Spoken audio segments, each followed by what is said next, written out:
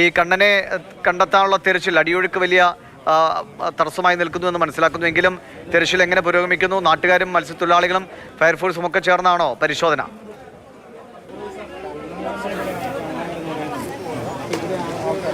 ദിവിഷ പലതരത്തിലുള്ള പല ഘട്ടങ്ങളിലായിട്ടുള്ള പരിശോധനയാണ് ഇപ്പോൾ നടക്കുന്നത്. ഇപ്പോൾ ദൃശ്യങ്ങൾ കാണുന്നത് കോട്ടയം ജില്ലാ പോലീസ് മേധാവി ഷാഹുൽ ഹമീദിന്റെ നേതൃത്വത്തിലുള്ള സംഘം ഒരു വള്ളത്തിൽ പോയി ഈ സ്ഥലത്ത് തെരച്ചിൽ നടത്തുകയാണ്. അതിനൊപ്പം തന്നെ മറ്റ് ചില സംഘങ്ങൾ, പ്രത്യേകിച്ച് സ്ക്യൂബ ഡൈവേഴ്സും ഒക്കെയുള്ള സംഘം അവിടെയൊക്കെ ഉണ്ട്. എന്തായാലും ഇത്തരത്തിലുള്ള പലതരത്തിലുള്ള രീതിയിൽ പ്രത്യേകിച്ച് നാട്ടുകാരും മത്സ്യത്തൊഴിലാളികളൊക്കെ ഉൾപ്പെടെയുള്ള സംഘവും ഇത്തരത്തിൽ തെരച്ചിൽ നടത്തുന്നുണ്ട്. എന്തായാലും ഈ 2 മണിയോടുകൂടിയാണ് ഈ അപകടം നടക്കുന്നത്. പാണാവള്ളിയിൽ നിന്ന് ഇത്തരത്തിൽ മരണാനന്ത ചടങ്ങുകൾക്ക് വേണ്ടി പോയ സംഘമാണ്. അവരാണ് ഇത്തരത്തിൽ ഈ നമ്മുടെ ദൃശ്യങ്ങളിൽ കാണുന്ന ഈ കെട്ടുവള്ളം നിൽക്കുന്നതിൻ്റെ അപ്പുറ ഭാഗത്തേക്ക് അവിടെ വെച്ച് ഏകദേശം ഒരു 100-200 മീറ്റർ മാറിയാണ് ഇത്തരത്തിൽ ഈ വള്ളം മറിയുന്നത്. ശക്തമായ രീതിയിലുള്ള കാറ്റും അതുപോലെ തന്നെ തിരയിളക്കവും ഒക്കെ തന്നെ ഉണ്ടായിരുന്നു. തന്നെയാണ് ഈ അപകട കാരണം എന്ന് തന്നെയാണ് നമുക്കിപ്പോൾ മനസ്സിലാക്കാൻ കഴിയുന്നത്. ജില്ലാ പോലീസ് മേധാവിയുടെ പ്രധാനപ്പെട്ട ഒരു ബൈറ്റ് ഇപ്പോൾ വരുമെന്ന് പ്രതീക്ഷിക്കുന്നു.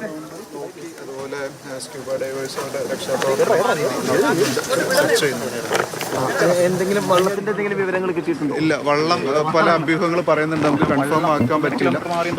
അപ്പുറത്ത് പിടിച്ചിട്ടിട്ടുണ്ടെന്ന് പറയുന്നു, നമ്മൾ കൺഫേം ആക്കിയിട്ടില്ല.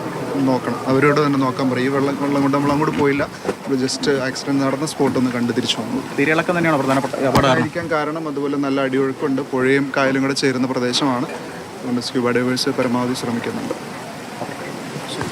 ദിവിഷ്, ജില്ലാ പോലീസ് മേധാവി സൂചിപ്പിച്ചതുപോലെ തന്നെ സ്ക്യൂബ ഡൈവേഴ്സാണ് പ്രധാനമായും തെരച്ചിൽ നേതൃത്വം നൽകുന്നത്. ഒപ്പം ഫയർഫോഴ്സ്, നാട്ടുകാർ ഉൾപ്പെടെയുള്ള സംഘം ഇവിടെ തെരച്ചിൽ നടത്തുന്നുണ്ട്. ഈ അപകടം നടന്ന ആദ്യ മണിക്കൂറുകളിൽ തന്നെ, ആദ്യ നിമിഷങ്ങളിൽ തന്നെ കൃത്യമായ രീതിയിലുള്ള തെരച്ചിൽ നാട്ടുകാരുടെ ഭാഗത്തു നിന്നുണ്ടായിരുന്നു. പ്രത്യേകിച്ച് ഈ അപകടം നടക്കുന്നത് തത്സമയം ഈ അപകടം നടക്കുന്നതിന് ഇപ്പുറത്തെ കരയിൽ നിന്ന് ആളുകളൊക്കെ തന്നെ കണ്ടുകൊണ്ട് നിൽക്കുന്ന സ്ഥിതി ഉണ്ടായിരുന്നു. പ്രത്യേകിച്ച് കക്ക വരുന്ന സമയമായിരുന്നു, തൊഴിലാളികളൊക്കെ തന്നെ. അങ്ങനെ ഈ അപകടം നടന്ന സമയത്ത് ഈ വള്ളം മറിയുന്നത് നാട്ടുകാരും ചിലർ കണ്ടു. അങ്ങനെ അവർ തന്നെ ആദ്യഘട്ടത്തിൽ രക്ഷാപ്രവർത്തനം നടത്തി. ഒപ്പം ഈ നാട്ടുകാർ ഇവർ തന്നെ, അതായത് ഈ സമീപത്തുള്ള ആളുകളാണ്, അതായത് ഈ കരയുമായി ബന്ധപ്പെട്ട് ജീവിക്കുന്ന ആളുകളാണ്. അവർക്ക് തന്നെ ഈ നീന്തലൊക്കെ തന്നെ അറിയാവുന്ന ആളുകളാണ്. അങ്ങനെ ഈ വള്ളത്തിലുണ്ടായിരുന്ന നിലവിലെ വിവരമനുസരിച്ച് ഈ കണക്കുകളൊക്കെ തന്നെ ഇതുവരെയും കൃത്യമല്ല.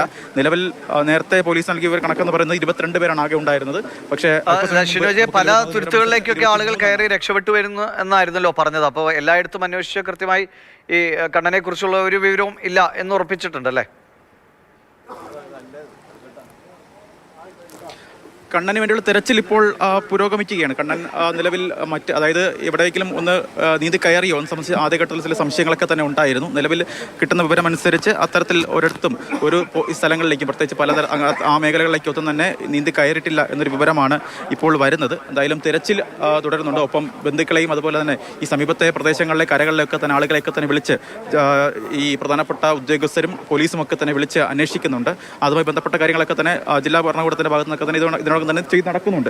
എന്തായാലും ഈ 23 പേരാണ് ഒരു സംഘമാണ് അവിടെ നിന്ന്, അതായത് ഈ പാണാവള്ളിയിൽ നിന്ന് ഈ മരണാനന്തര ചടങ്ങുകൾക്ക് വേണ്ടി ഇവിടേക്ക് വന്നത് എന്നാണ് ഇപ്പോൾ കിട്ടുന്ന വിവരമെന്ന് പറയുന്നത്. ഈ മരണാനന്തര ചടങ്ങുകൾ കഴിഞ്ഞ് തിരികെ